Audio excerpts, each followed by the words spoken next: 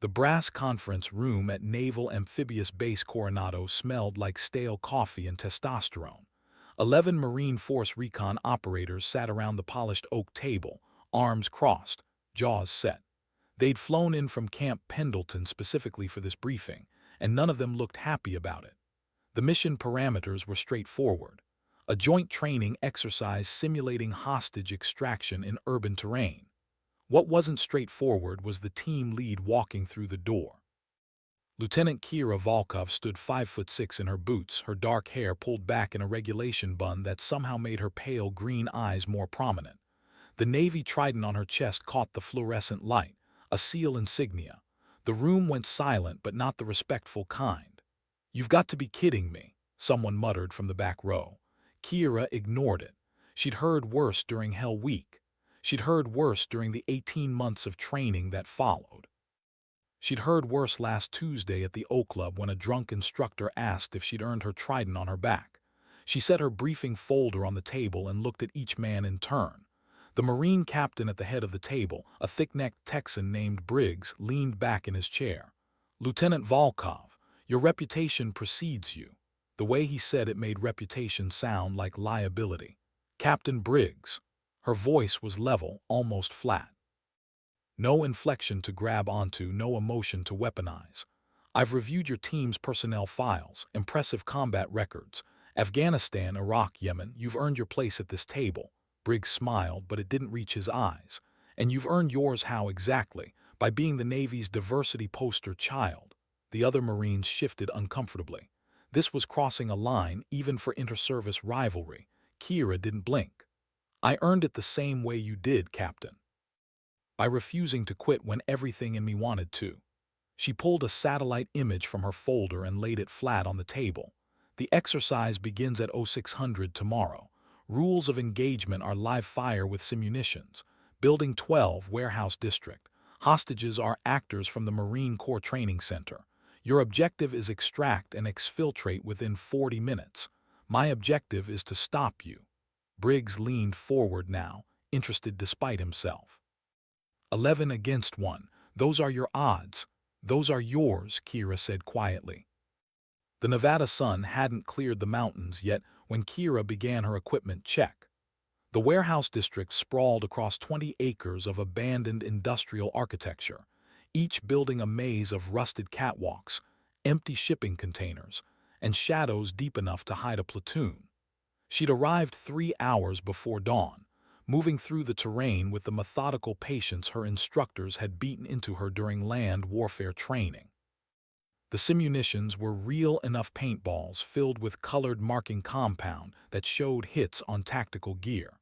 They hurt like hell and left bruises that lasted for weeks.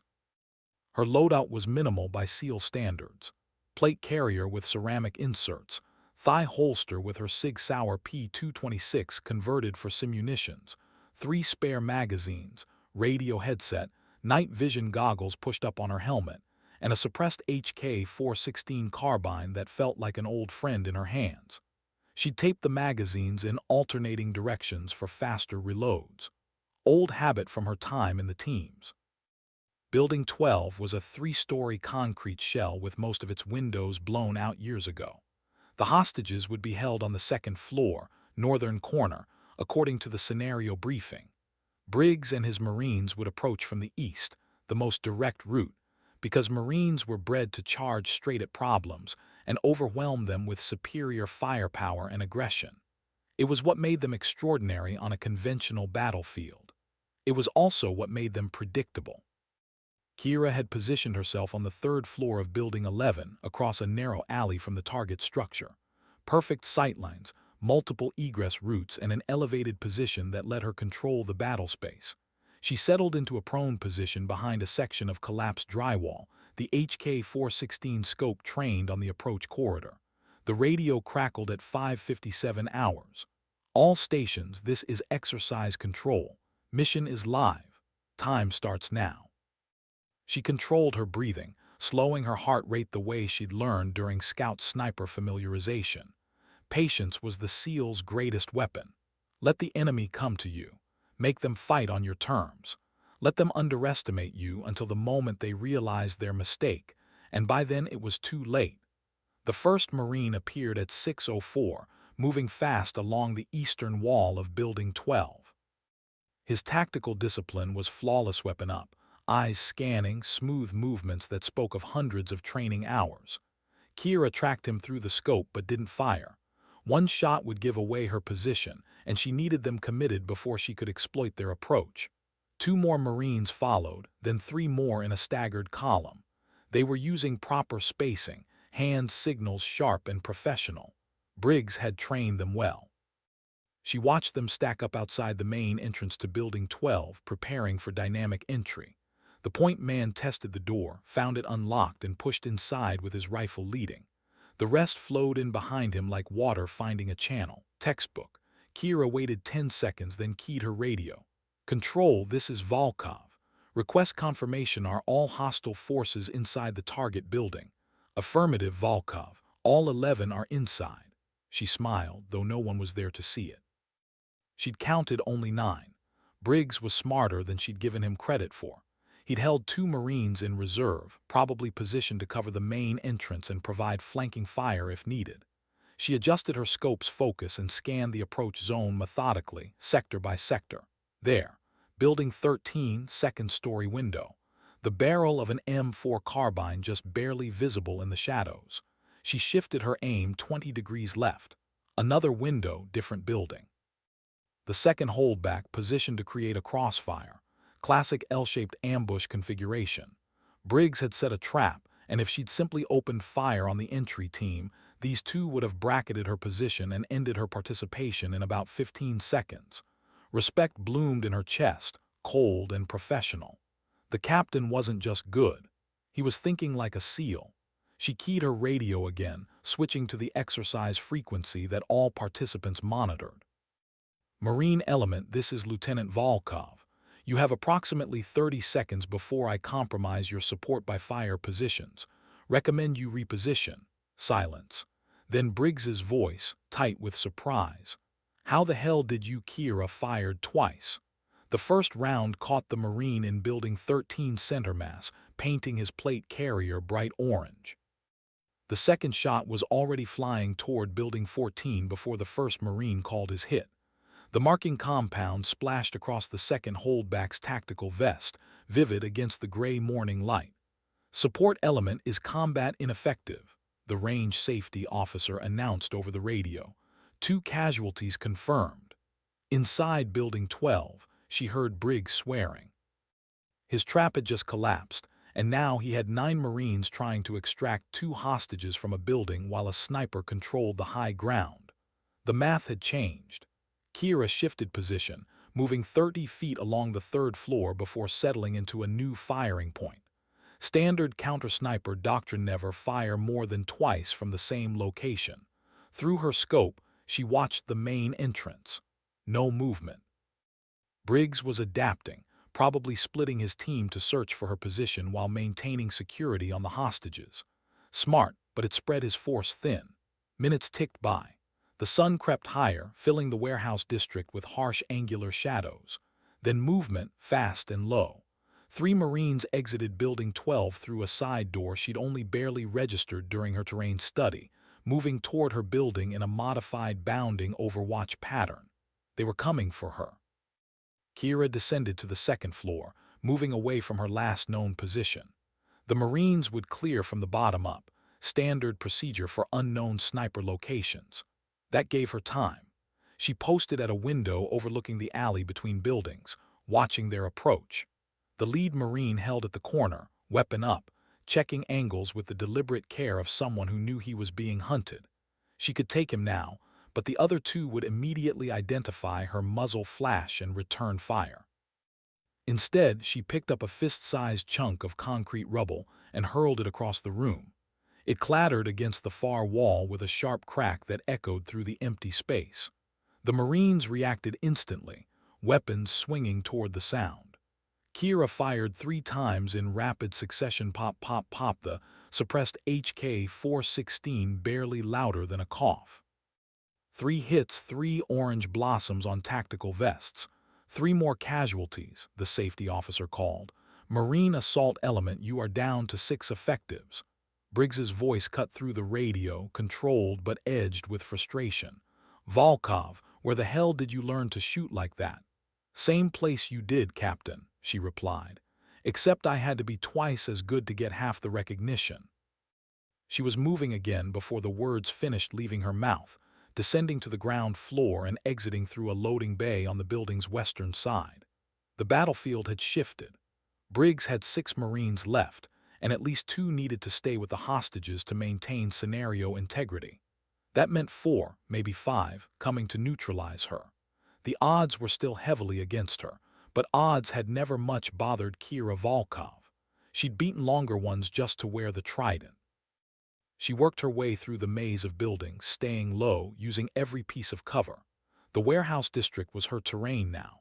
She'd walked every inch of it during her 3-hour pre-dawn reconnaissance, memorizing sight lines and bottlenecks in places where an ambush could be turned against the ambusher. The radio crackled. One of the Marines, his voice tight with adrenaline. "Contact left. She's in building," the transmission cut off. Kira hadn't fired. She hadn't even seen the Marine who'd called out. But his team didn't know that, and now they were jumping at shadows, seeing threats where none existed. Fear was a weapon as effective as any bullet, and in close-quarters battle, hesitation killed faster than enemy fire. She circled back toward Building 12, approaching from the north, the direction they'd least expect. Through a collapsed section of wall, she caught a glimpse of 2 Marines standing security at the hostage location, their attention split between the windows and the door. The scenario rules required them to maintain physical control of the hostages, which meant they couldn't pursue her without abandoning the mission objective. Checkmate. Briggs had to leave them in place. That left 4 Marines somewhere in the warren of buildings, hunting for a single operator who'd already eliminated 5 of their number. The psychological pressure would be immense. Every shadow could hide a rifle. Every sound could be her repositioning. Every second that ticked by was another second. Their mission clock burned toward failure. Kira climbed to the second floor of Building 10, moving with the fluid silence that her instructors had drilled into her during close-quarters battle training. She found a position overlooking the central courtyard, an open space about 40 meters across that offered multiple approach routes. Any Marine trying to move between buildings would have to either cross that courtyard or take a long detour that would eat precious time. She settled in to wait. Patience. Let them come to you. At 6:27 hours, 2 Marines burst from Building 14, moving fast across the courtyard in a paired rush. Good fundamentals. One moved while the other covered, then they switched. But they were rushing, pushed by the mission clock and the knowledge that half their team was already down. Kira tracked the lead Marine through her scope, compensating for movement and distance. She exhaled slowly and pressed the trigger. The rifle bucked gently against her shoulder. Orange paint exploded across the Marine's back. He went down, rolling into cover and calling his hit over the radio. His partner immediately returned fire toward her position, rounds cracking through the air above her head. Kira had already moved, rolling 6 feet to her right before the first return shot arrived. She came up firing, 3 quick shots that caught the second Marine's centermass before he could adjust his aim. 2 more casualties, the safety officer announced. Marine element now at 4 effectives plus 2 security. Briggs's voice came through cold and controlled.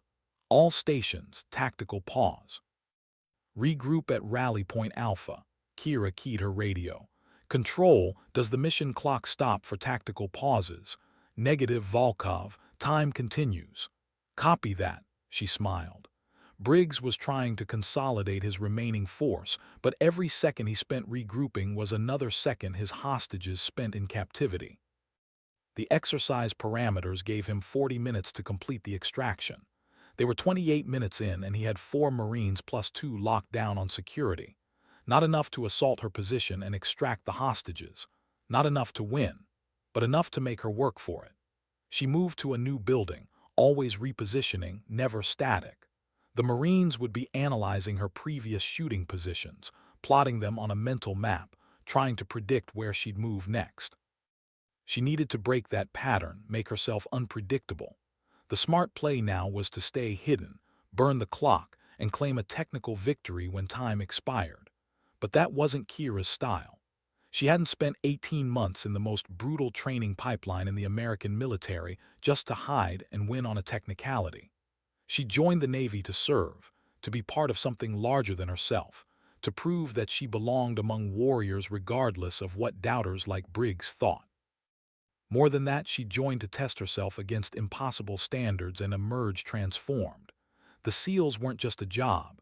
They were a calling, a crucible that burned away everything soft and weak and left only the essential core of who you were. She keyed her radio. "Captain Briggs, this is Volkov. I'm offering terms." Long pause. "I'm listening. Send your remaining 4 Marines to extract the hostages. I won't engage during the extraction or exfiltration. You'll complete the scenario within the time limit." Another pause, longer this time. "What's the catch?" "No catch. You've trained your men well. They deserve to complete the mission, but you owe me something in return." "What's that?" "Tomorrow morning, 0800, your Marines assemble in the base gym. I'm going to run them through a SEAL PT session. Full intensity, no mercy.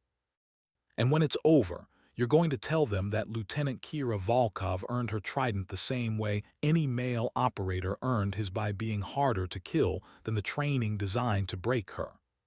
Silence stretched across the radio frequency. She could almost hear Briggs thinking, weighing options, measuring costs against benefits. Finally, his voice came through. "Deal. But understand something, Lieutenant.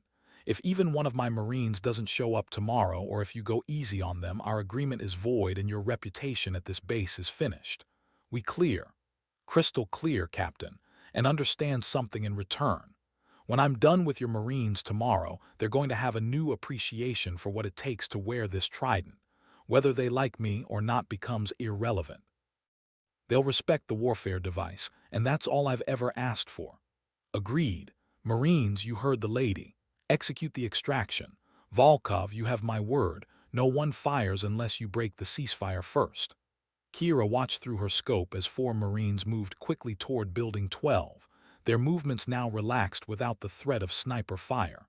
They linked up with the security element, grabbed the hostage actors, and began the exfiltration toward the designated extraction point. Professional, efficient, controlled. She tracked them the entire way but never touched her trigger.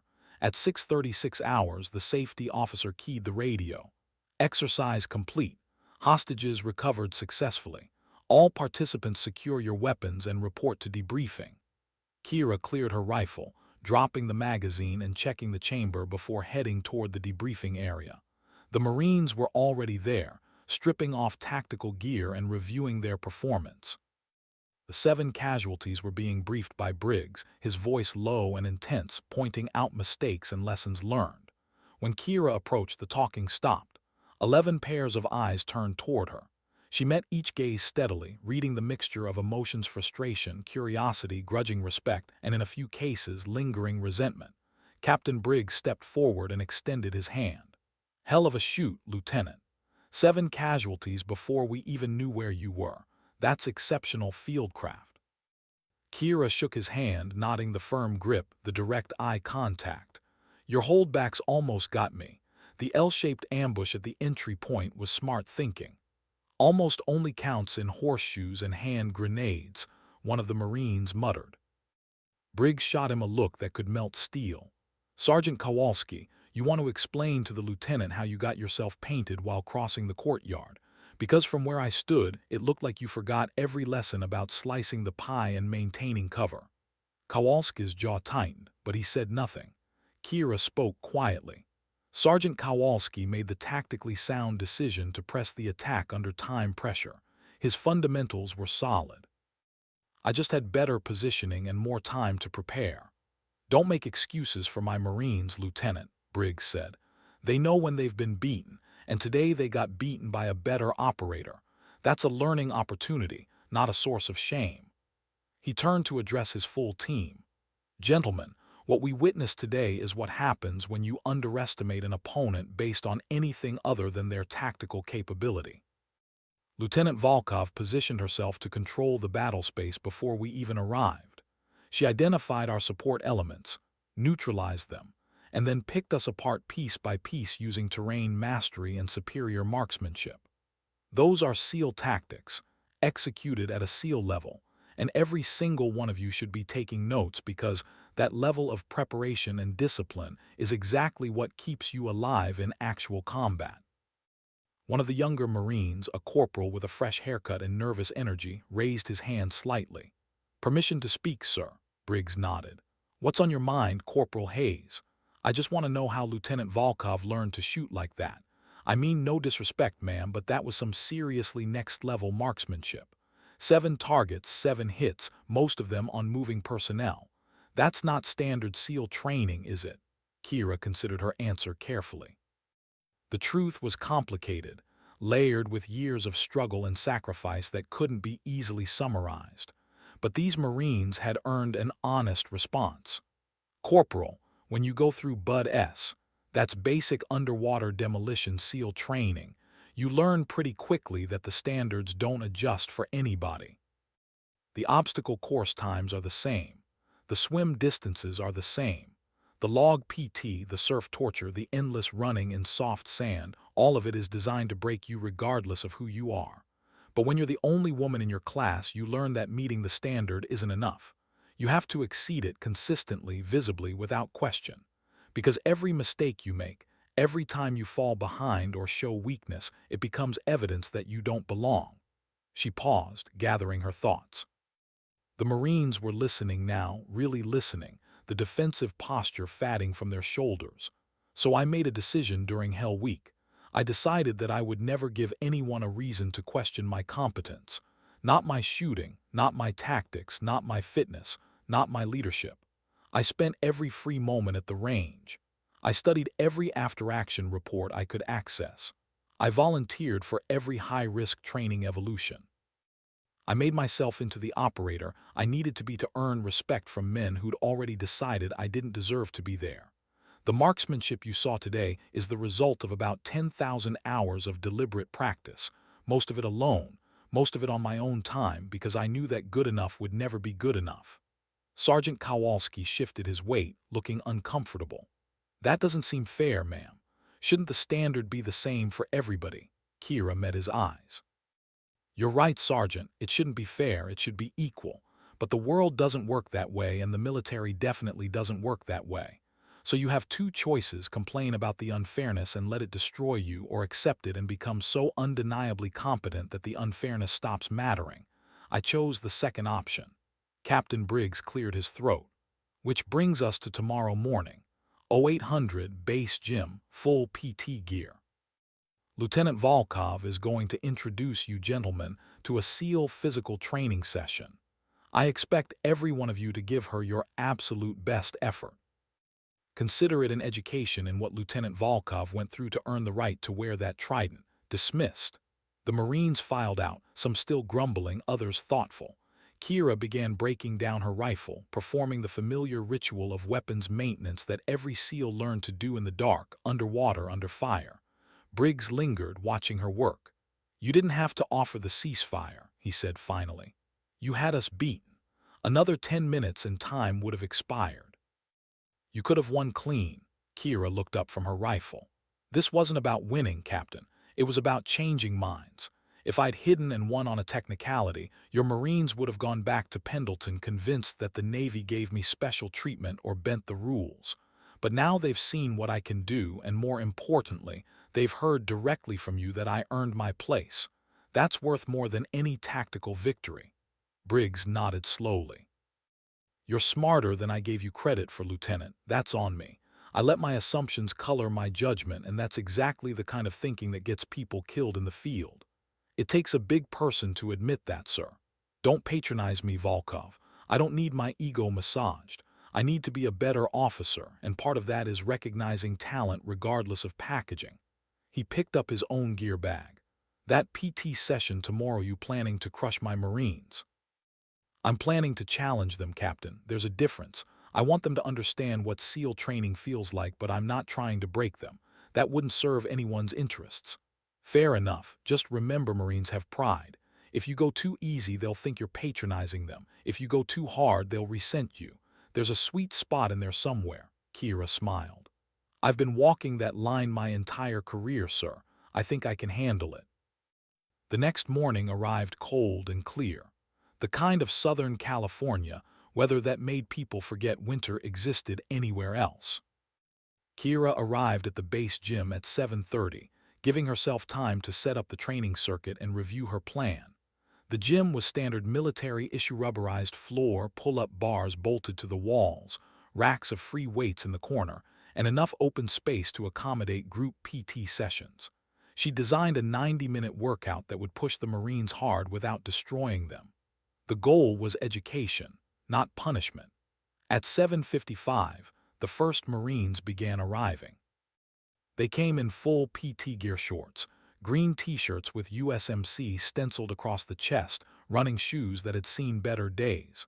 Some looked eager, adrenaline already pumping. Others looked skeptical, arms crossed, waiting to see if the female SEAL would actually deliver on her reputation. Captain Briggs was the last to arrive, taking a position against the wall where he could observe without interfering. At exactly 800, Kira called them to formation. 11 Marines arranged themselves in 3 ranks, parade ground perfect. She walked down the line, making eye contact with each one, reading their body language. Most were professional, standing tall, ready to work. Sergeant Kowalski looked defiant, jaw set, shoulders back. Corporal Hayes looked nervous, shifting his weight. "Good morning, Marines," Kira began, her voice carrying easily across the gym. "Thank you for being here. I know some of you are here because Captain Briggs ordered it, and some of you are here because you're curious what a SEAL PT session looks like. Either way, you're here, and I'm going to make the next 90 minutes worth your time." She gestured to the training circuit she'd set up. SEAL physical training isn't designed to make you bigger or stronger, though that's a side effect. It's designed to teach you that your body can do far more than your mind thinks it can. It's designed to build mental resilience under physical stress. And it's designed to create a bond between teammates who have suffered together and refuse to quit. That's what we're going to explore this morning. She pointed to the first station. "We'll start with a warm-up, 200 jumping jacks synchronized on my count." The Marines glanced at each other. Jumping jacks, that was elementary school stuff, but they formed up and waited for her count. "Begin. 1 2 3 1 1 2 3 2." The first 20 jacks were easy, the next 50 were boring. By 100, shoulders were burning. By 150, breathing was labored. At 200, even the fittest Marines were feeling it. Kira hadn't done a single jumping jack. She'd stood watching, counting cadence, observing their form. "Good, now drop for push-ups. Standard 4 count, we're doing 50. Groans rippled through the formation, but the Marines complied. Push-ups were bread and butter for any service member. 50 was challenging but manageable. Down, up, 1. Down, up, 2. The 4-count push-up was a SEAL invention. Down to the ground, up halfway, down again, then full extension. 4 movements for every 1 repetition. By rep 30, arms were shaking. By 40, some Marines were struggling to maintain form. At 50, 3 Marines collapsed completely, unable to complete the final rep. Kira walked over to them. "You 3 names: Corporal Hayes, ma'am. Lance Corporal Martinez, ma'am. Private First Class Dietrich, ma'am. Here's how this works, gentlemen. In Bud S, if you can't complete an exercise, you get wet and sandy. Then you try again. We don't have a beach here, but we do have showers. Go get wet, come back, and finish your last push-up. Take your time, we'll wait." The 3 Marines looked at Captain Briggs, who nodded curtly. They jogged off toward the locker room. While they were gone, Kira addressed the remaining 8. "What you just witnessed is not failure, it's learning. Those 3 Marines pushed themselves to physical failure, which is exactly the point of this training. They'll come back, complete their reps, and be stronger for it. Understand that in SEAL training, failure is part of the process. The question isn't whether you'll fail. The question is whether you'll quit after you fail." Hayes, Martinez, and Dietrich returned soaking wet, water dripping onto the gym floor. Without a word, they dropped into push-up position and completed their final rep. Kira nodded. "Outstanding. Now everyone, we're moving to pull-ups. Maximum effort. You pull until you can't pull anymore. No time limit." Pull-ups were the great equalizer in military fitness. You couldn't fake them, couldn't cheat them, couldn't muscle through them with poor form. Either you pulled your body weight over the bar or you didn't. The Marines approached the pull-up bars and began. Numbers varied widely, some knocked out 20 or more with relative ease, while others struggled to reach 10. Sergeant Kowalski hit 25 before dropping off the bar, clearly trying to make a point. Kira noted his number without comment. When the last Marine dropped from his bar, she called them back to formation. Good effort. Now we're going to do buddy carries. Pair up with someone roughly your same size. You're going to carry them around the gym perimeter 5 times, then switch. This exercise teaches you that your teammate's survival might depend on your physical capability when you're already exhausted. The Marines paired off and began the carries. The gym perimeter was about 80 meters, which meant each Marine would carry roughly 400 meters of body weight. Firemen's carry, over-the-shoulder, piggyback methods varied, but the result was the same. Legs burning, lungs gasping, arms straining. Kira walked among them, offering encouragement and corrections. Keep your core tight, Martinez. Use your legs, not your back. You blow out your spine, you're no good to your team. Kowalski, don't drop your partner. In combat, there's no such thing as I can't carry him. You find a way or you die together. Hayes, you're doing fine, breathe through it. Pain is temporary. By the time the buddy carries finished, every Marine was drenched in sweat. They weren't 90 minutes in yet. They still had the core circuit sit-ups, flutter kicks, leg raises, plank holds, all designed to build the steel-hard abdominal muscles necessary for swimming long distances in cold water while carrying heavy equipment. Then the running. 4 miles around the base perimeter with Kira setting the pace. She ran alongside them, not ahead, not behind. With them. She called cadence, told stories about her Bud S experience, asked them about their own training. By mile 3, the conversation had shifted from stilted professionalism to genuine camaraderie. These men were suffering, but they were suffering together, and that created bonds faster than any team-building exercise. When they finally staggered back into the gym at 9:25, 5 minutes ahead of schedule, every Marine was completely spent. They collapsed on the gym floor, chests heaving, muscles twitching. Kira gave them 5 minutes to recover, then called them to attention one final time. What you just experienced was a light morning PT session by SEAL standards. In Bud S, we did this before breakfast, then spent the rest of the day doing tactical training, swimming, running, and doing it all over again. We did it in the cold Pacific Ocean. We did it on zero sleep. We did it while instructors screamed in our faces and told us we weren't good enough, weren't fast enough, weren't tough enough. And we did it every single day for 6 months, knowing that one moment of weakness, one instance of quitting, would end our dream of becoming a SEAL. She paused, letting that sink in. I tell you this not to diminish what you just accomplished, but to give you context. When you see a SEAL trident on someone's chest, understand that the person wearing it has endured more physical and mental punishment than most people experience in a lifetime. They've been cold, hungry, exhausted, in pain, and afraid, and they've pushed through all of it because the alternative, quitting, was simply not acceptable to them. She looked at Captain Briggs. Sir, I release these Marines back to your command. They performed outstandingly this morning. Every one of them pushed themselves past what they thought possible, and that's the mark of a warrior. Briggs pushed off the wall and walked to the center of the gym. Marines, you just got a small taste of what Lieutenant Volkov survived to earn her place in naval special warfare. I want each of you to think about that the next time you're tempted to judge someone based on their appearance rather than their capability. Dismissed. Showers, breakfast, then regular duty schedule resumes at 1100. The Marines hauled themselves upright and began filing out. Several nodded to Kira as they passed, a small acknowledgement of respect earned.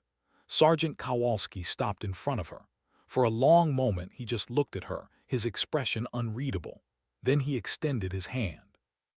That was harder than I expected, ma'am. I came in thinking you'd go easy, prove you're one of the guys by being soft. I was wrong. You pushed us hard and you did it fairly. That's leadership. I respect that and I respect you. Kira shook his hand, nodding the grip firm but not crushing, respectful but not deferential. Thank you, Sergeant. That means a lot coming from someone with your combat experience. Can I ask you something, ma'am? Of course. During that whole exercise, you never did the workout with us. You just watched and coached. Was that because you can't keep up or because you already know you can? Kira smiled. Sergeant, if I'd done the workout alongside you, it would have become about me proving my fitness. I needed it to be about you discovering your own potential. But if you're curious whether I can keep up, I'm happy to run it again right now, just you and me, and we'll see who's left standing at the end. Kowalski laughed, a genuine sound without malice. No, ma'am, I'm good. I believe you. Besides, I don't think my legs would support another step right now. He headed toward the showers and Captain Briggs approached. That went better than I expected, he admitted. I half thought there'd be some kind of confrontation, someone refusing to follow your instructions or making a scene. Your Marines are professionals, Captain. They came in skeptical, but they were willing to be proven wrong. That's all I needed. So what now? You've made your point. You've proven you belong. What happens next for Lieutenant Kira Volkov? She considered the question. What did happen next? She'd spent so much energy fighting for recognition, for acceptance, for the simple acknowledgement that she'd earned her place among the warriors. But beyond that fight, what was her purpose? I keep doing the job, sir. I train, I deploy, I serve. The fight for acceptance never really ends. There will always be someone who doubts, someone who questions, someone who thinks the standards were bent to let me through. But that's okay. I don't need universal approval. I just need to be good enough that when bullets start flying, the operators next to me trust me to have their backs. Everything else is just noise. Briggs nodded slowly. That's a mature perspective, Lieutenant.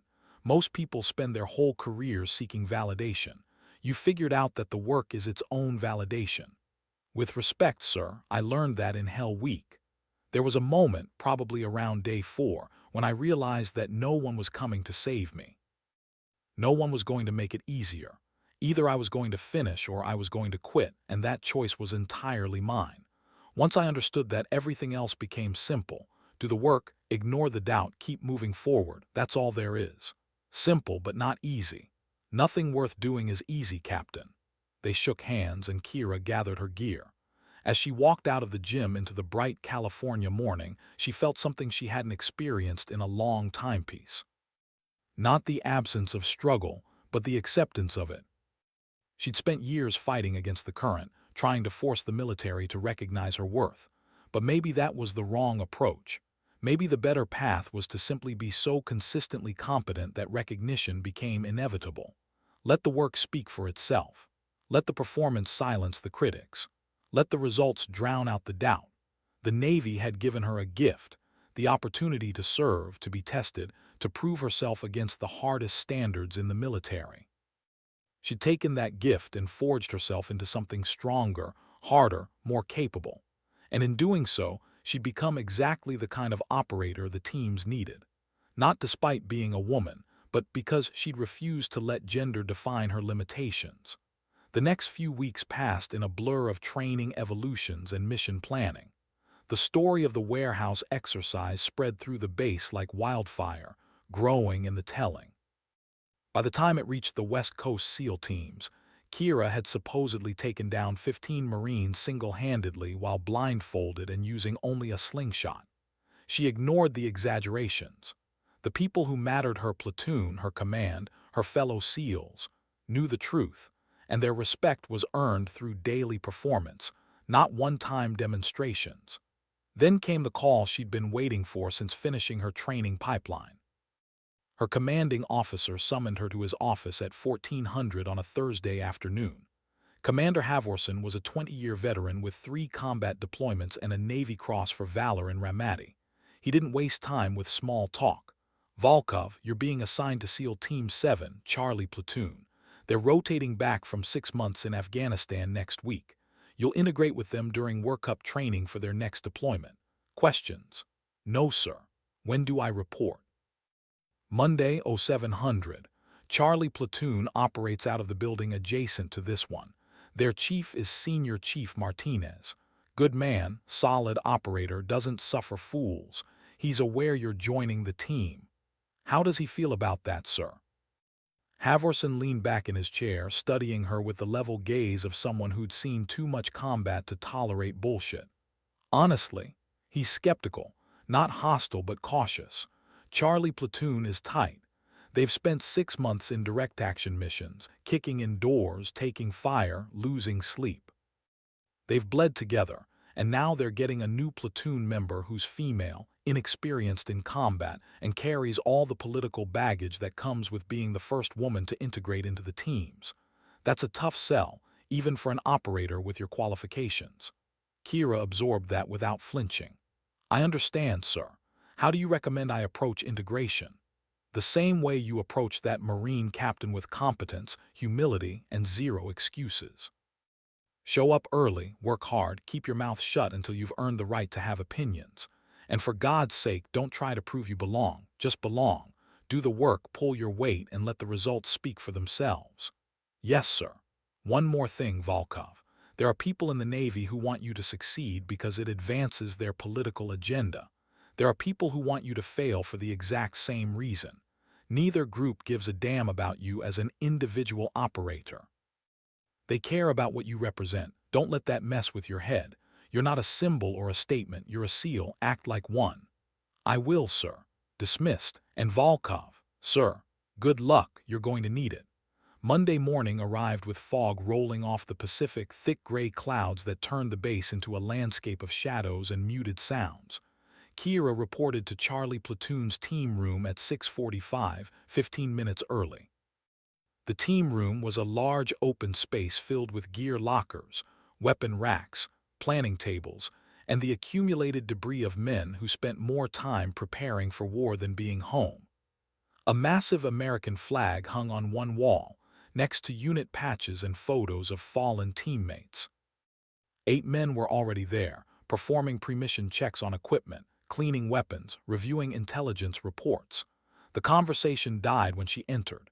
Senior Chief Martinez was easy to identify. He was the oldest man in the room, late 30s, with gray touching his temples and the kind of weathered face that came from decades in the sun and wind. He looked up from the rifle he was cleaning and set it carefully on the table. Lieutenant Volkov, I presume. Yes, Senior Chief. She crossed the room and extended her hand. He shook it, his grip professional, measuring. Welcome to Charlie Platoon. Let me introduce you to the team. He went around the room, rattling off names and specialties. Petty Officer First Class Thompson, the platoon's communications specialist. Petty Officer Second Class Rivera, breacher and heavy weapons. Petty Officer First Class Johnson, sniper. Each man nodded as they were introduced, faces neutral, judgment reserved. When the introductions finished, Martinez gestured to an empty gear locker. That's yours. Stow your personal gear, then we'll brief today's training evolution. We're doing CQB drills in the kill house, 4-hour block, then PT this afternoon. Questions? No, Senior Chief. Good. One thing before you get settled. In this platoon, we don't care what's between your legs, what your gender identity is, or what political statement your assignment makes. We care about 3 things. Can you shoot straight? Can you think under pressure? And will you sacrifice yourself for your teammates? Everything else is irrelevant. We'll figure out over the next few months whether you meet those standards. Until then, you're on probation in my mind, and I expect you to prove yourself every single day. Understood. Crystal clear, Senior Chief. Outstanding. Get your shit stowed and meet us at the kill house in 20 minutes. The kill house was a modular training facility designed to simulate close quarters battle in various environments: houses, offices, ships, caves. Today's configuration was a 2-story residential structure with multiple rooms, narrow hallways, and furniture that provided both cover and obstacles. The platoon gathered outside while Senior Chief Martinez briefed the scenario. Standard hostage rescue. 2 hostile forces, 1 hostage, multiple rooms. Entry team is 4 operators. Thompson, Rivera, Johnson, and Volkov, you're up first. I'll be safety officer. Petty Officer Williams will be our hostile role player. The rest of you observe and provide feedback afterward. Kira checked her HK-416, ensuring the simunition bolt was properly seated and the barrel sleeve was attached. CQB with simunitions was as close to real combat as training could get. Real stress, real decision-making, real consequences if you shot the hostage or missed the hostile. Thompson, the senior petty officer on the entry team, pulled them into a quick huddle.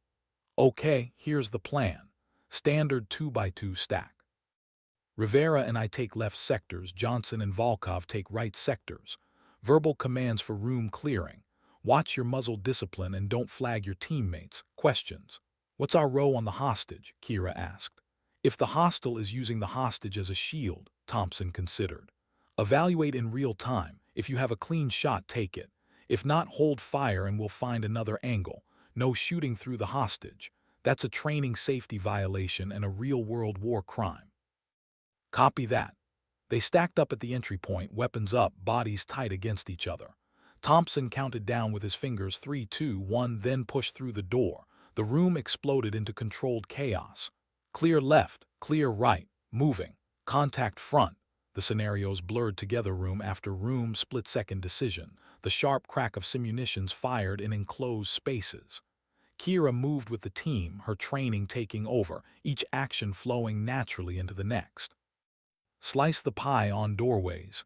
Keep your weapon up. Communicate constantly. Trust your teammates to cover their sectors while you cover yours. On the fourth run-through, something changed. They pushed into a narrow hallway, weapons up, clearing toward a bedroom at the end. The door was partially open, light spilling from inside. Thompson signaled for a halt. Standard procedure was to slow down, assess the situation, look for tripwires or booby traps. But Kira saw something he missed, a shadow moving across the light, fast, purposeful. The hostile was repositioning, probably setting up an ambush. She made a decision. Contact rear. She called, pivoting toward a door they'd already cleared. The distraction worked. Williams, playing the hostile role player, reacted to her call instead of maintaining his ambush position. He pushed out of the bedroom to investigate, and Johnson, positioned perfectly, double-tapped him center mass with simunitions before Williams could acquire a target. Hostile down, Martinez called from his safety position. Training freeze. Everyone safe your weapons. The team complied, pointing rifles at the ground, fingers off triggers. Martinez walked over to Kira. Volkov, explain your tactical decision. You called contact rear when there was no hostile in that position. That's a false report that could have gotten your team killed in a real scenario. Yes, Senior Chief. But I saw the hostile's shadow repositioning in the bedroom. If we'd stacked up to make entry, he would have had a perfect ambush setup. By creating a distraction, I pulled his attention away from his prepared position and gave Johnson the clean shot. Martinez was quiet for a long moment, his expression unreadable. Then he nodded. That's creative tactical thinking. Risky because if Williams hadn't taken the bait, you would have compromised our element of surprise for nothing. But in this case, it worked. Thompson, what's your assessment as team lead? Thompson pulled off his helmet, wiping sweat from his forehead. Honestly, Senior Chief, I didn't see the shadow. I was focused on the immediate threat environment and missed the indicator. Volkov's call was unconventional, but it got results. I'm good with it. Johnson, the sniper shrugged. Got me a clean shot. Can't argue with success. Martinez addressed the full platoon. What we just saw is the difference between following a checklist and thinking like a warrior. Checklists keep you alive most of the time. But when the enemy doesn't follow your checklist, you need operators who can adapt, improvise, and make judgment calls under pressure. Volkov's decision was high risk, but she read the situation correctly and trusted her team to capitalize on the opportunity she created. That's good operating. He turned back to Kira. Don't let it go to your head. You made one good call in a controlled training environment. Combat is messier, scarier, and way less forgiving, but it was a good start. Keep thinking, keep learning, and keep trusting your instincts. Yes, Senior Chief. The rest of the morning passed in a blur of training runs. By the time they broke for lunch, Kira had run through the kill house 17 times, fired several hundred simunition rounds, and earned cautious nods of approval from the team. She wasn't one of them yet, that would take months of shared hardship, but she was earning her spot on the roster through performance, not politics. Lunch was informal, the team gathering in the team room with sandwiches and energy drinks. The conversation flowed around sports, upcoming deployments, gear preferences. Kira listened more than she spoke, learning the rhythms of the team, the inside jokes, the shared history. Rivera the Breacher eventually directed a question her way. So, Lieutenant, rumor is you smoked a whole Marine platoon single-handed in a training op. That true or just C-story bullshit, she smiled. Half true. It was a squad, not a platoon, and I had terrain advantage plus 3 hours of prep time. They were operating under time constraints. Put those same Marines in different circumstances, and the outcome might have been different. That's a politician's answer, Johnson observed. What's the operator's answer? Kira met his eyes. The operator's answer is I shot 7 Marines before they knew where I was, then negotiated a ceasefire because burning the rest of the mission clock hiding behind cover seemed like a waste of everyone's time. I'd rather build bridges with other special operations units than pile up training victories that don't translate to real-world effectiveness. Thompson nodded approvingly. Smart. The teams don't operate in a vacuum. You need good relationships with Rangers, Marine Recon, Air Force PJs, all the other SOF units. Having them think you're an asshole because you embarrass them in training just makes future joint operations harder. That's what I figured, Kira said. Plus, those Marines were good operators. They just underestimated me, and I used that to my advantage. But I'd be happy to work with them in actual combat. They had solid fundamentals and good tactical discipline. Speaking of combat, Rivera said, you deployed yet? No, this is my first platoon assignment post-training. So you're a cherry. It wasn't said maliciously, just stating fact. In the SEAL teams, you weren't truly proven until you'd been in combat, taken fire, made decisions when the cost of being wrong was measured in lives. Everything else was just practice. Yes, Kira acknowledged. I'm a cherry. But I'm a cherry who's willing to learn, who'll carry her weight, and who won't fold when things get hard. That's all I can promise right now. Rivera studied her for a moment, then nodded. Fair enough, just don't get anyone killed while you're learning. That's the plan. Senior Chief Martinez stood up, drawing everyone's attention. All right, we've got PT in 30 minutes, then intel briefings this afternoon. Command is finalizing our deployment orders. Looks like we're heading back to Afghanistan, probably Helmand Province, same area of operations as our last rotation. Expect another 6 months of village clearing, direct action raids, and supporting conventional forces.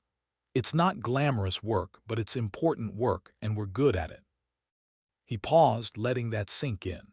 Our pre-deployment training cycle starts next week. We've got 4 months to get sharp, integrate our new platoon member, and prepare for whatever the enemy throws at us.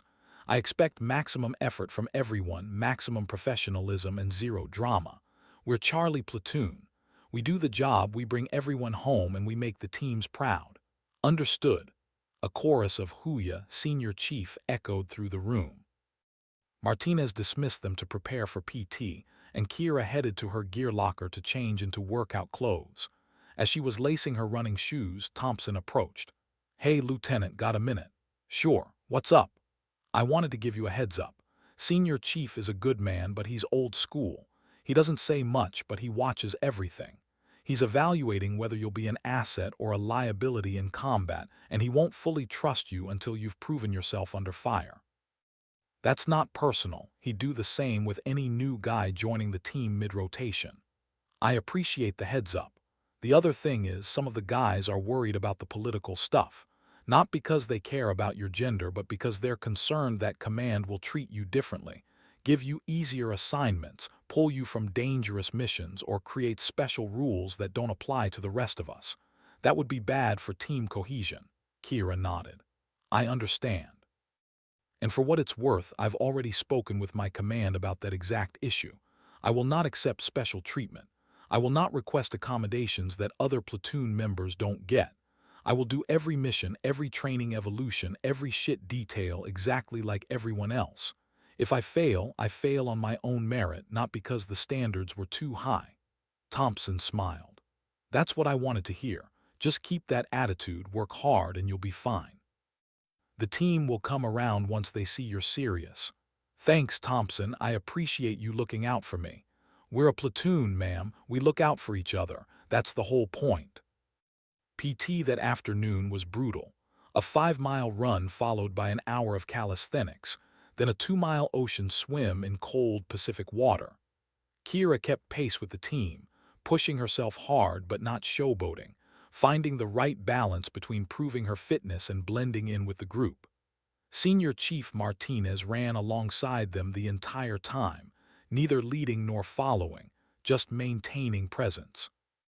By the time they finished, the sun was dropping toward the horizon, painting the ocean in shades of gold and crimson. The team gathered on the beach, breathing hard, salt water dripping from their wetsuits. Martinez addressed them one final time. "Good work today, everyone. Tomorrow we start mission planning for the deployment. I want everyone to review the latest intelligence reports from Helmand Province tonight. Understand the threat environment, the tribal dynamics, the terrain. We're not going in blind." Dismissed. As the team dispersed toward the showers, Kira lingered on the beach for a moment, looking out at the ocean. The water was vast and dark, stretching toward a horizon she couldn't see. Somewhere beyond that horizon was Afghanistan, a war that had been grinding on for years, consuming lives and treasure and hope. Soon she would be part of that war, carrying a rifle into villages where every shadow might hide an enemy, every doorway might conceal a bomb. The thought should have terrified her. Instead, she felt calm. This was what she'd trained for, what she'd sacrificed for, what she'd endured Hell Week and the subsequent 18 months of brutal preparation to achieve. The opportunity to serve, to test herself against the hardest challenges the world could offer, to stand alongside warriors and prove that she belonged among them. Not as a woman who'd overcome obstacles, just as a SEAL. Senior Chief Martinez appeared beside her, his presence quiet but unmistakable. They stood in silence for a moment, watching the waves roll in. Finally, he spoke. "You did good today, Lieutenant. First day is always hardest and you handled it well. Thank you, Senior Chief." "Don't thank me yet. Today was easy, controlled environment, no real danger. Your teammates giving you the benefit of the doubt because it's your first day. Afghanistan won't be like that. The enemy doesn't care about your qualifications or your determination. They just want to kill you and everyone standing next to you. The question I'm trying to answer over these next 4 months is whether you'll freeze, fold, or fight when that moment comes." Kira turned to face him. "I can't prove that to you here, Senior Chief. Words are cheap and promises don't mean anything until they're tested. All I can tell you is that I've been underestimated my entire career, and I've used that as fuel to become better than anyone expected. I will not be the weak link in this platoon. I will not be the reason someone gets hurt, and I will not quit no matter how hard it gets." Martinez studied her face, reading something there that seemed to satisfy him. "Fair enough. Just remember, being a SEAL isn't about being tough. It's about being smart enough to stay alive while accomplishing the mission, and selfless enough to sacrifice yourself if that's what your teammates need. Toughness is table stakes. What matters is judgment, discipline, and heart. You show me those qualities and I'll trust you with my life." "I will, Senior Chief, I promise." "Good. Now get showered and get some rest. Tomorrow we start for real." He walked away, leaving Kira alone on the beach with her thoughts. The waves continued their eternal rhythm, crashing and retreating, indifferent to human struggle. She thought about the path that had brought her here, the decision to join the Navy, the grueling process of earning her commission, the moment she decided to try out for Bud S despite everyone telling her it was impossible. Every step of that journey had been marked by doubt, both external and internal. But she'd kept moving forward, trusting that competence and determination could overcome prejudice and institutional resistance. Now she stood on the edge of her next challenge, preparing to deploy into combat with a platoon that was still deciding whether to accept her. The weight of responsibility settled across her shoulders like a familiar coat. She wasn't just representing herself anymore. She was representing every woman who'd ever been told she wasn't strong enough, tough enough, aggressive enough to serve in combat roles. The thought was both inspiring and terrifying. She headed back toward the team building, her footsteps leaving temporary marks in the sand that the tide would erase within hours. Impermanence and legacy, side by side. The next 4 months passed in a blur of intensive training.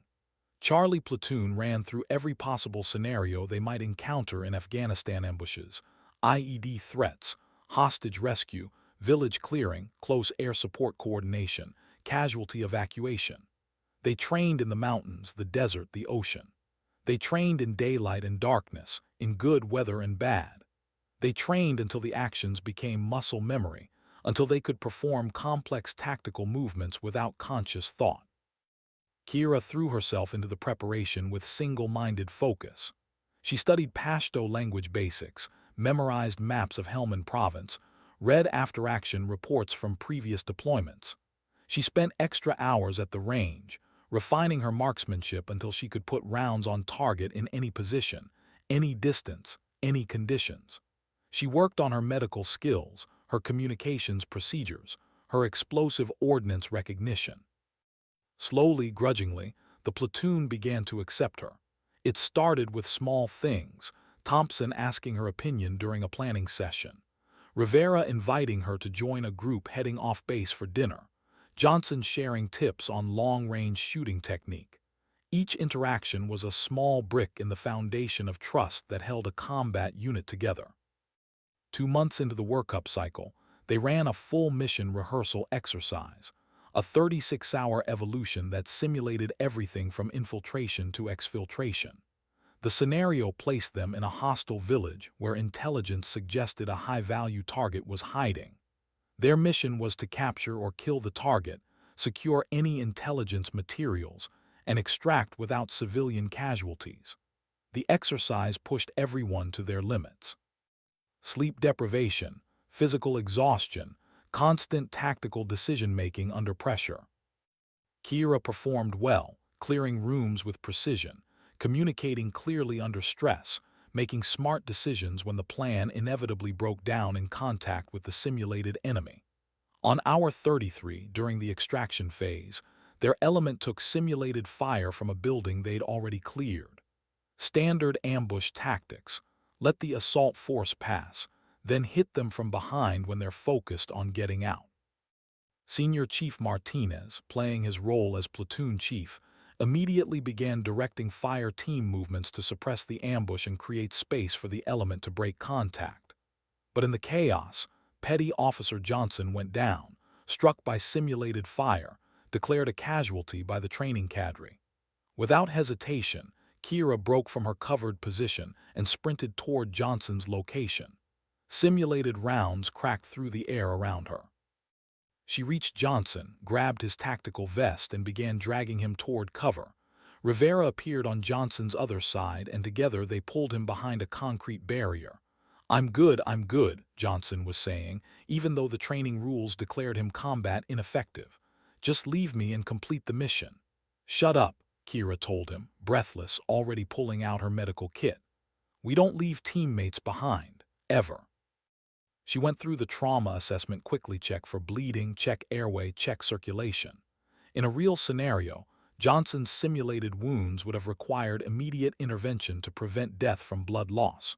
She applied a tourniquet to his leg, called for a casualty evacuation, and maintained security while Rivera provided covering fire. Senior Chief Martinez's voice came through her earpiece. Good work, Volkov. Now get him to the extraction point. We're moving in 2 minutes.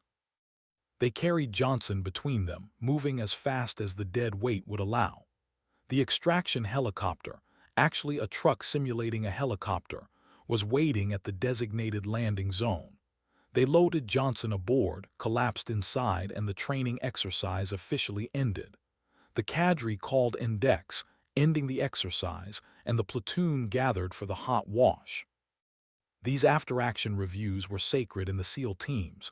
No rank, no ego, just honest assessment of what worked and what didn't. Senior Chief Martinez led the discussion. Overall assessment: good mission execution under difficult circumstances. We met our primary objective, secured the target, and extracted with all personnel. Johnson, your casualty scenario was designed to test how the platoon responds to losing an operator in a kinetic situation. I'm pleased with what I saw. Volkov and Rivera immediately moved to recover you, maintained tactical discipline during the rescue, and got you to the extraction point without hesitation. That's exactly what we need to see. He looked directly at Kira.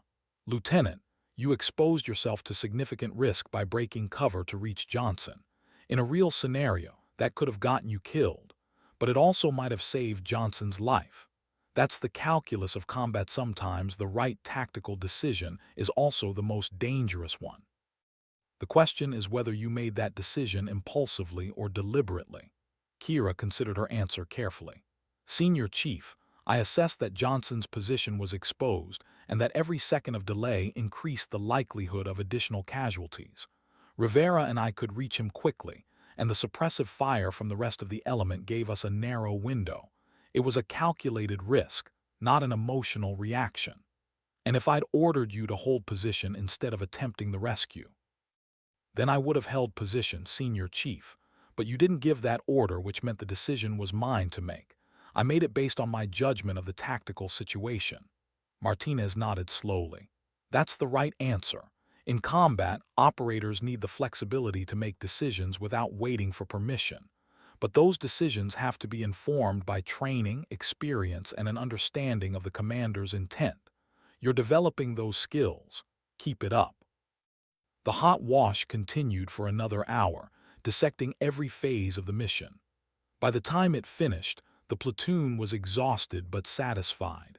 They'd performed well, worked together effectively, and proven they could handle complex scenarios under pressure. As they packed up training gear, Thompson pulled Kira aside. Hey, that was solid work out there with Johnson. I know he's been one of the quieter guys about accepting you on the team, but what you did today will carry a lot of weight with him. SEALs remember who has their back when things get bad. I wasn't thinking about politics, Kira said. I just saw a teammate down and reacted. I know. That's exactly why it matters. 2 months later, Charlie Platoon received their final deployment orders. They would fly into Bagram Airfield, conduct in-country briefings and acclimatization, then push forward to combat Outpost Sangin in Helmand Province. Their mission was to conduct direct action raids against Taliban leadership, disrupt enemy supply lines, and provide special operations support to conventional Marine units operating in the region. The night before they deployed, Senior Chief Martinez called a platoon meeting. They gathered in the team room, the same space where Kira had first met them 4 months earlier. It felt different now, familiar, comfortable, like a second home. Martinez stood in front of the American flag, his expression serious. Gentlemen and Lieutenant, he began, acknowledging Kira with a slight nod, tomorrow we go to war. Not a training exercise, not a rehearsal. Real bullets, real enemies, real consequences. I want to take this moment to remind everyone why we do this job. Oz gathering his thoughts. We are the tip of the spear. When the nation needs someone to kick in doors at midnight, we're the ones who do it. When Marines need support in a firefight they can't win alone, we're the ones who show up.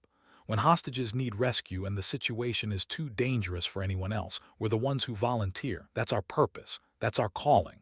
And tomorrow we begin that work again. His eyes moved across each team member. I've been doing this job for 15 years. I've deployed 7 times. I've lost friends, seen things I'll never forget, made decisions that keep me awake some nights. I do it all again because this work matters. We protect people who can't protect themselves. We hold the line against evil. We serve something larger than ourselves. That's what makes us SEALs. He looked at Kira. Lieutenant Volkov, I was skeptical when you joined this platoon. That's on me, not you. But over the past 4 months, you've proven yourself through consistent performance, selfless teamwork, and the kind of quiet professionalism that defines the teams. You've earned your place here. When we step off that plane in Afghanistan, you'll be a full member of Charlie Platoon with all the rights and responsibilities that entails. I trust you with my life, and that's the highest compliment I can give any operator. Kira felt her throat tighten with emotion, but she kept her voice steady. Thank you, Senior Chief. I won't let you down. I know you won't. He addressed the full platoon again. Get some rest tonight. Kiss your families goodbye. Make your peace with whatever God you believe in. Tomorrow we go to work. Hooyah. Hooyah. The team dispersed, heading home to spend their last night with loved ones before deployment. Kira didn't have family nearby. Her parents were on the East Coast, supportive but distant, still struggling to understand their daughter's choice to pursue such a dangerous career. Instead, she walked down to the beach one final time, standing at the edge of the continent, looking west toward the horizon. The ocean was calm tonight, gentle waves lapping at the sand. Stars emerged in the darkening sky, countless points of light that had guided sailors and warriors for millennia. She thought about the journey that had brought her to this moment, all the obstacles overcome, all the doubts silenced, all the sacrifices made. Tomorrow she would deploy into combat, carrying a rifle into harm's way, entrusted with the lives of her teammates and the mission of her nation. It was everything she'd worked for, everything she dreamed of during the darkest moments of Hell Week when her body screamed for rest and her mind begged her to quit. She'd found her purpose, not in proving critics wrong or breaking barriers or making history. Those were side effects, byproducts of the real goal. Her purpose was to serve, to be excellent at the craft of war, to stand alongside warriors and defend those who couldn't defend themselves, to be part of something larger than herself, something eternal and honorable and necessary. The Navy had given her that opportunity, and tomorrow she would step fully into that role. Not as the first female SEAL, though that's what the headlines would say. Not as a symbol or a statement or a political victory, just as a SEAL, an operator, a member of the team. The waves continued their rhythm, and Kira stood watching until the last light faded from the sky and the stars became bright enough to navigate by. Then she turned and walked back toward the base, toward her team, toward the future she'd chosen. The plane touched down at Bagram Airfield 36 hours later, carrying Charlie Platoon and 100 pounds of gear per operator. The heat hit like a physical force when the cargo ramp lowered dry, oppressive, tasting of dust and jet fuel. Afghanistan in summer was its own kind of hell, different from the cold, wet suffering of Bud S, but no less challenging. They unloaded quickly, hauling gear to a staging area where transportation would take them forward to combat outpost Sangin. The base was massive, a small city of tents and hardened buildings surrounded by concrete barriers and razor wire. Apache helicopters thundered overhead. Dust devils spun across the tarmac, the war machine in motion, unglamorous and industrial. Senior Chief Martinez gathered the platoon near their gear pile. "We've got 6 hours before the convoy leaves for Sangin. Use the time wisely, eat hot food while it's available, check your equipment one more time, get whatever sleep you can. Once we're at the outpost, life gets a lot less comfortable." The team dispersed to handle final preparations. Kira found a quiet corner and performed a methodical inventory of her gear. Rifle, optics, night vision, ammunition, medical supplies, radio, batteries, water, rations. Everything had its place, everything was accounted for. She'd packed this same load dozens of times during training, but now it felt different, real. The magazines were loaded with actual ammunition that would kill actual people. The medical supplies might be used on actual wounds. The radio might carry actual calls for help, for fire support, for evacuation. The weight of that reality settled over her, but it didn't feel burdensome. It felt clarifying, like finally understanding the purpose of all the preparation. Thompson found her as she was finishing her gear check. "You good, Lieutenant?" "Yeah, I'm good, just making sure everything's squared away. First deployment nerves are normal. I puked my guts out before my first mission in Iraq. Nobody talks about it, but everyone goes through it." Kira smiled. "I'm not nervous, actually, I'm ready. I've been ready for months, I just want to get to work." That's the right attitude. Just remember, training prepared you for tactics and techniques, but combat teaches you things about yourself that no simulation can reveal. Stay flexible, trust your instincts, and lean on the team when you need help. "I will. Thanks for looking out for me, Thompson." That's what teammates do. The convoy to combat outpost Sangin left at 1800 hours, a line of MRAP's mine-resistant ambush protected vehicles rumbling north through the desert. The landscape was harsh and beautiful in equal measure, all browns and grays punctuated by startling green where irrigation brought life to the earth. Mountains rose in the distance, ancient and indifferent to the modern war being fought in their shadows. Charlie Platoon rode in silence, each operator lost in their own thoughts. Kira watched the countryside roll by through the armored window, trying to imagine the people who lived here. The families caught between Taliban intimidation and coalition operations, just trying to survive. Combat outpost Sangin was smaller than Bagram but more heavily fortified. surrounded by concertina wire and guard towers. The Marine company that operated out of the base greeted them professionally, but with the wary distance that conventional forces often showed towards special operations units. Different rules, different missions, different command structures. The Marines held ground and provided security. The SEALs hunted specific targets. Senior Chief Martinez met with the Marine Company commander while the platoon settled into their assigned quarters, a hardened building with bunks, a planning area, and a small armory. It wasn't home, but it would do. That night, Martinez briefed their first mission. Intelligence has identified a Taliban cell leader operating out of a village about 12 kilometers north of here. Call sign Objective Red. He's been coordinating IED attacks against Marine patrols, and 2 weeks ago one of his bombs killed 3 Marines and wounded 6 more. Command wants him captured or killed, preferably captured so we can exploit his intelligence network. He pulled up satellite imagery on a laptop. The village is small, maybe 40 structures, population around 200. Objective Red is believed to be hiding in this compound on the northern edge of the village.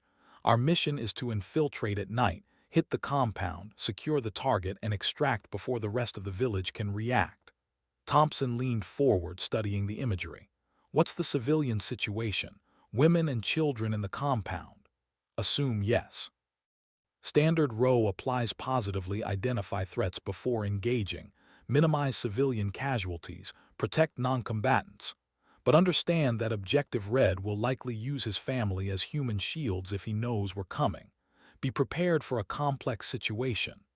Martinez continued the briefing, covering approach routes, helicopter landing zones, casualty evacuation procedures, fire support options. It was a straightforward direct-action raid, the kind of mission the SEAL teams had executed thousands of times across 2 decades of war. But straightforward didn't mean easy, and it definitely didn't mean safe. Wheels up at 0200 tomorrow, Martinez concluded. That gives us time to rest, prep gear, and get our heads right. Questions? Kira raised her hand. Senior Chief, what's the expected enemy strength? Is Objective Red likely to have security with him? Intelligence suggests 2 to 4 military-age males in the compound, possibly armed. The village has Taliban sympathizers, but we're not expecting organized resistance if we move fast. The key is speed and surprise. Get in, grab the target, get out. Copy that. The team dispersed to prepare. Kira lay on her bunk, knowing she should sleep but finding it impossible. Tomorrow would be her first combat operation. Everything she'd trained for, everything she'd sacrificed for, would finally be tested against the ultimate standard: real bullets, real enemies, real consequences. She thought about Senior Chief Martinez's words from months earlier. The question I'm trying to answer is whether you'll freeze, fold, or fight when that moment comes. Tomorrow she'd answer that question, not just for him but for herself. And somehow, despite the danger, despite the uncertainty, she felt calm. This was what she'd chosen. This was what she'd become. A warrior, a SEAL, a member of the team. At 200 hours, Charlie Platoon boarded 2 Blackhawk helicopters and lifted off into the Afghan night. The crew chiefs manned door-mounted machine guns, scanning the darkness for threats. The helicopters flew low and fast, using terrain masking to avoid enemy observation, their engines a steady thunderous roar that made communication impossible. Kira checked her gear one final time. Night vision goggles functional, rifle loaded and ready, radio online, medical supplies accessible.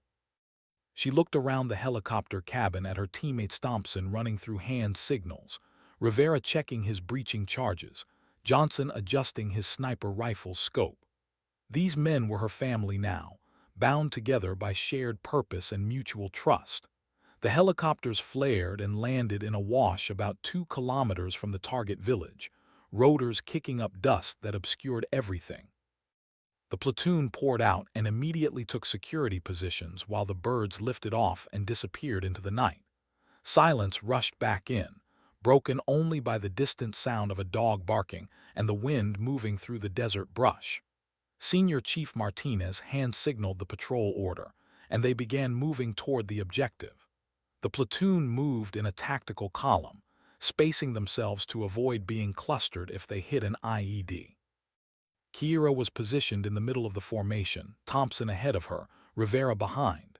Each operator scanned their assigned sector through night vision, turning the darkness into a green-lit landscape of shadows and contrast. The village appeared ahead, low mud brick structures barely distinguishable from the surrounding terrain. Lights were out. It was after midnight, and most people would be asleep. The platoon circled wide, approaching the target compound from the north to avoid being silhouetted against the open desert. Martinez signaled a halt 50 meters from the compound wall. Thompson and Johnson moved forward to conduct close target reconnaissance, disappearing into the darkness like ghosts. Minutes passed. Kira controlled her breathing, keeping her heart rate steady, her mind focused. This was it. The moment she'd trained for. Everything came down to the next 30 minutes. Thompson's voice came through her earpiece, barely a whisper. Target compound quiet, no visible security, one door on the eastern wall. Windows are shuttered. Recommend standard breach and clear. Copy, Martinez whispered back. All elements move to assault positions. The platoon flowed forward, stacking up along the compound wall. Rivera positioned his breaching charge on the door, just enough explosive to blow the latch without bringing down the whole structure. Martinez counted down with his fingers. 3, 2, 1. The breaching charge detonated with a sharp crack that shattered the night's silence. The door blew inward and the platoon poured through the opening. Clear left, clear right, moving. Kira entered behind Thompson, her rifle up, scanning through night vision. The compound was a single-story structure arranged around a central courtyard. She moved toward the first room, Thompson beside her. The door was closed. Thompson tested the handle unlocked. He pushed it open and they flowed inside. A man was sitting up in bed, eyes wide with shock. A woman beside him screamed. Two small children huddled in the corner. Kira's finger was on the trigger, but she saw no weapon. "Don't move," Thompson shouted in Pashto. "Hands where I can see them." The man raised his hand slowly. He was middle-aged, thin, definitely not objective red according to the intelligence photos they'd studied. Thompson zip-tied his hands while Kira maintained security. "Room clear," Thompson called. 2 adults, 2 children, no weapons. They moved to the next room. Another family, more frightened faces, no threats. Room after room, the pattern repeated. The compound held 3 families, maybe 15 people total, all innocent civilians terrified by armed strangers raiding their home in the middle of the night. But no objective red. Senior Chief Martinez's voice cut through the radio traffic. "Target not in compound. Expand search to adjacent structures. Move fast, we just lost surprise." The platoon began clearing neighboring buildings, but the damage was done. The village was awake now, lights coming on, voices shouting in alarm. Somewhere a phone was probably being used to alert Taliban fighters in the area. They had minutes before the situation deteriorated. Rivera's voice crackled through the radio. "Contact. Armed male, northeast corner of the village, moving away from our position." "Pursue," Martinez ordered. "All elements collapse on Rivera's position." Kira ran with Thompson toward the northeast corner, her boots pounding dirt, her rifle up and ready. They rounded a corner and saw Rivera ahead, weapon aimed at a figure sprinting between buildings. The figure turned and Kira saw a rifle in his hands. He raised it toward Rivera. She fired 3 times, fast and controlled. The figure went down. "Target down," Rivera called. They approached carefully, weapons trained on the fallen man. He was still moving, wounded but alive. Johnson arrived and kicked the rifle away, then began applying medical treatment even as Rivera zip-tied his hands. "This him?" Martinez asked, arriving with the rest of the platoon. Thompson compared the man's face to the intelligence photo on his phone. "Negative. This is not objective red," Martinez swore quietly. "Secure him for transport. We're extracting now before this village turns into a hornet's nest." They carried the wounded man toward the extraction point, moving fast through the darkness. Behind them, the village was fully awake, angry voices shouting, lights sweeping across the night. The helicopters thundered in right on schedule, landing in the wash and kicking up the inevitable dust storm. The platoon loaded aboard with their wounded prisoner and the birds lifted off, banking hard away from the village. The mission was technically a failure. They hadn't captured Objective Red. But they'd performed well under pressure, maintained discipline, and secured a prisoner who might provide valuable intelligence. Back at Combat Outpost Sangin, the team conducted their hot wash while medics treated the wounded Taliban fighter. The assessment was honest and brutal. Bad intelligence, wrong target, but good execution given the information they'd had. Kira sat quietly through most of the discussion, replaying the moment when she'd pulled the trigger. She'd fired to protect Rivera, a clean shoot by any standard of engagement. But she'd also just shot another human being, put rounds into flesh, caused injury and pain. The theoretical understanding of combat hadn't prepared her for the reality, the weight of that decision, the finality of it. Thompson noticed her silence and pulled her aside after the hot wash ended. "You okay, Lieutenant?" "Yeah, just processing. Your first firefight is always weird. You think about it a lot, question your decisions, wonder if you could have done something different. That's normal. But you made the right call. That fighter had his rifle up. He was about to shoot Rivera. You protected your teammate. That's exactly what you were supposed to do." "I know, I just didn't expect it to feel like this." "Heavy." "Yeah, heavy," Thompson nodded. "That feeling is important. The day you stop feeling the weight of taking a life is the day you become dangerous to yourself and your team. Hold on to that feeling. Let it remind you that this job is serious, that we use violence as a last resort, that every trigger pull matters." "Thanks, Thompson, that helps. Get some rest. We'll be back out there in a few days. Afghanistan doesn't give you much time to process." The deployment fell into a rhythm after that first mission. Charlie Platoon conducted 2 or 3 raids per week, hunting Taliban leadership, disrupting supply networks, gathering intelligence. Some missions went smoothly. Others ended in firefights, explosions, chaos. Kira adapted quickly, her training and natural aptitude combining to make her an effective operator. She earned respect through consistent performance, good shooting, smart decision-making, unwavering courage under fire. 6 weeks into the deployment, they received a high-priority tasking. A Marine patrol had been ambushed in a village 15 kilometers away. 3 Marines were pinned down by heavy machine gun fire, unable to move, casualties mounting. Conventional quick reaction forces were 30 minutes out. Charlie Platoon could be there in 12. "Spin up for immediate action," Martinez ordered. "This is a rescue operation. Marines are dying right now. We're their best hope."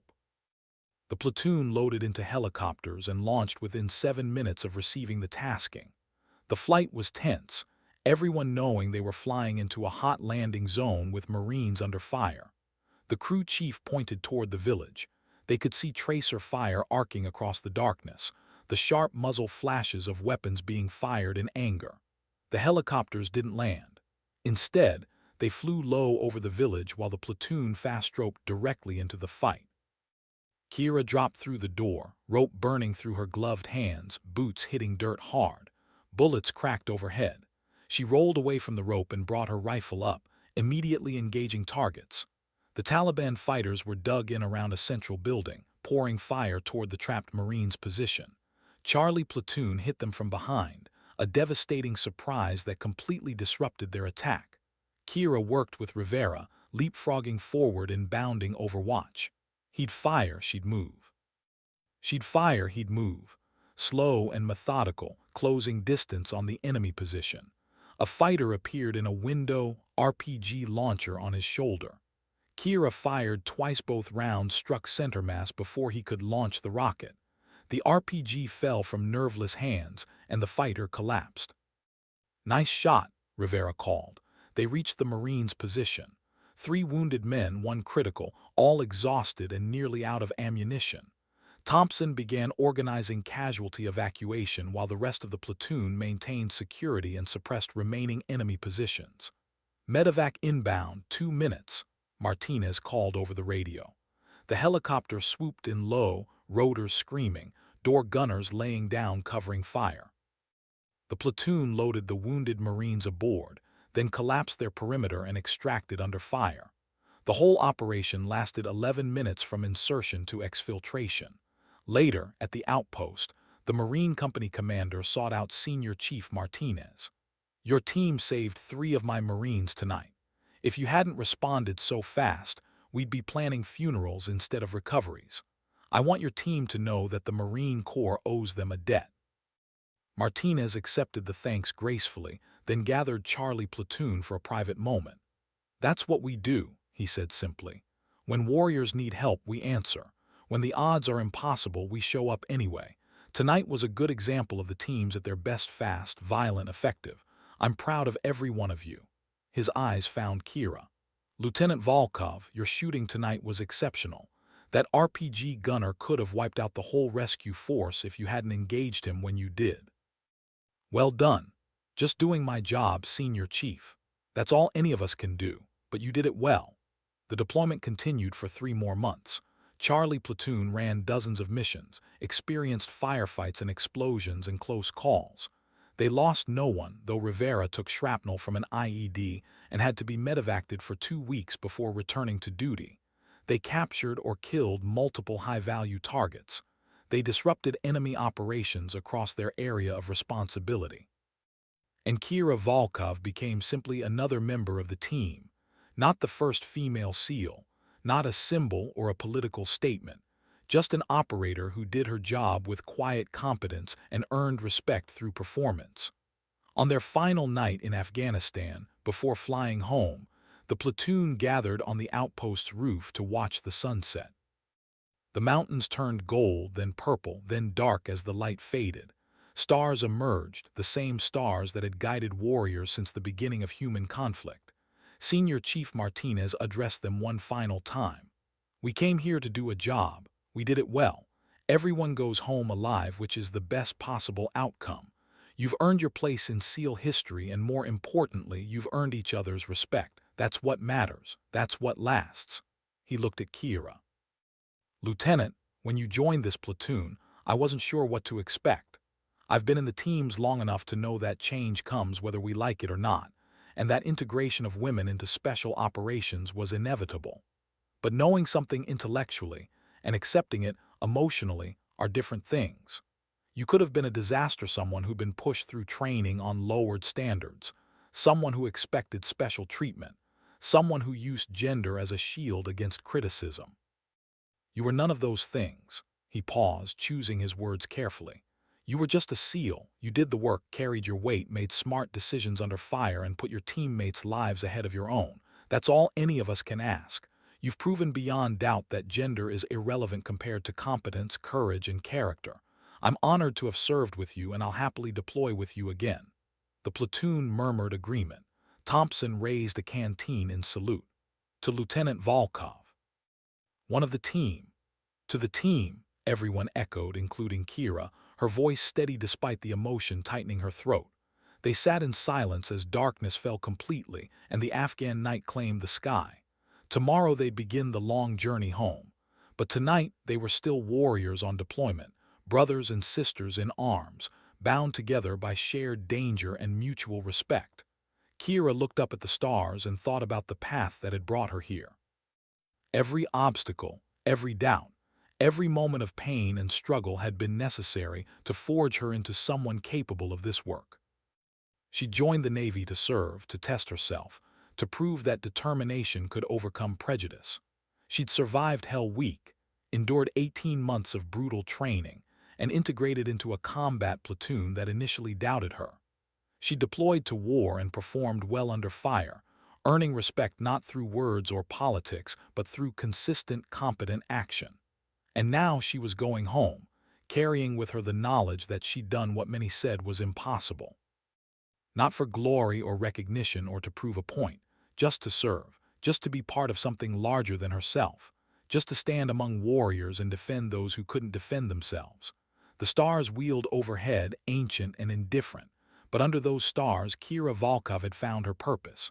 And that purpose was simple: to be a SEAL, not the first female SEAL, not a symbol or a trailblazer or a historic figure, just a SEAL, an operator, a member of the team.